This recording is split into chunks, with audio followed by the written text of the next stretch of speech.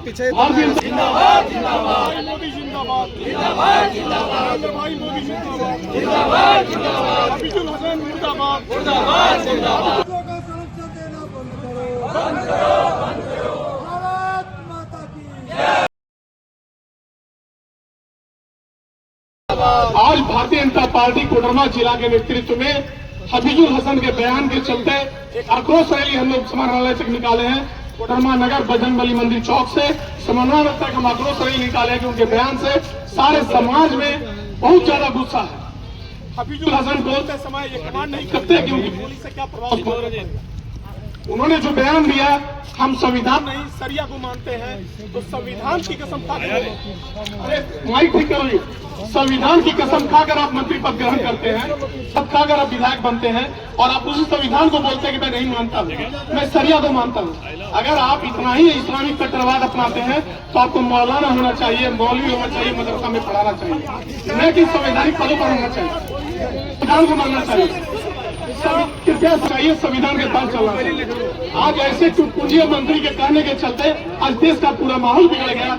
आज आतंकवादियों की इतनी हिम्मत हुई कि वो पर्यटकों पर गोली बरसाए। ये सब किसका देन है? ऐसे निकम्मे मुख्यमंत्री के चलते जो उनका बयान इतना गलत आया, बयान के चलते पूरे देश में एक आक्रोश का माहौल पैदा हुआ, जिसका नतीजा हुआ कि कुछ इस्लामिक कट्टरपंथी लोगों ने आतंकवादी के रूप में आतंकवादी बनकर पर्यटकों पर हमला किया। जो कश्मीर आज 6 साल से शांत था, पर्यटक वहां पूरे जा रहे थे, मुझे लगता वर्षों के बाद वहां कश्मीर में इतनी अमन शांति छाई थी, लोग घूमने के लिए जा रहे थे। वहां का आय का साधन केवल पर्यटन है। आज वहां के लोकल लोगों से पूछिए, वो भी मुस्लिम है, उनके ऊपर क्या बीत रही है।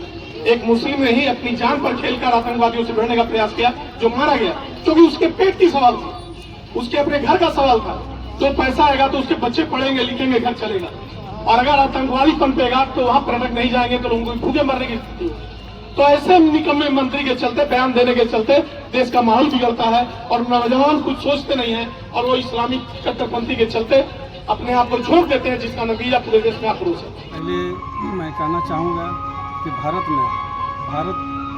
बाबा साहब भीमराव अम्बेडकर साहब के बनाए गए वो जो संविधान के तहत में सारे विधि व्यवस्था जो चलाए जाते हैं, उन्हीं के अनुसार विधानसभा हो, लोकसभा हो, राज्यसभा हो, किसी भी पद के अधिकारी हो, प्रशासन में कहीं पर भी कोई अगर शपथ लेते हैं, सबसे पहले बाबा साहब भीमराव अम्बेडकर संविधान के द्वारा उनको लिया जाता है, शपथ दिलाया जाता है कि इनके संविधान के अंदर में जो भी हम रहेंगे दायरे में रहेंगे और इन्हीं के अंदर से सारा काम काज हमारे भारतवर्ष में पूरे चलता है। लेकिन सारी जो बयान दिए कि हम शरीयत को मानते हैं और विधान को नहीं मानते हैं, यानी माने बाबा साहब को नहीं मानते हैं, संविधान को नहीं मानते, वो अपने आप को शरीयत को मानते हैं कि दिल में शरीयत है सबसे पहला, तो ऐसा नहीं चलता है। और ये अपने मनमानी रवैये के बात के हिसाब से कहते हैं और जो कर रहे हैं वो बिल्कुल एकदम गलत है। इनका ऐसा बात नहीं बोलना चाहिए और नहीं करना चाहिए। ये आकर के सामने से जनता से माफ़ी मांगे हिफाजुल अंसारी जी कि बोल हमने गलती किया है और मैं सरकार अनुरोध करूंगा हमें सरकार से कि इनसे ऐसे नेताओं को वो बर्खास्त करे या तो बर्खास्त उनसे मांग किया जाए। और मैं आक्रोश रैली इसीलिए हम लोग पूरा भाजपा भारतीय जनता पार्टी की लोग पूरा प्रदेश से हम लोग निकल करके चलो आक्रोश रैली निकाल रहे हैं, उन्हीं के अनुसार हम लोग चल रहे हैं, जो चीज़ उनका मांग करते हैं। और मैं घोर विरोध करता हूँ इनका कि जो है जो वापस ले।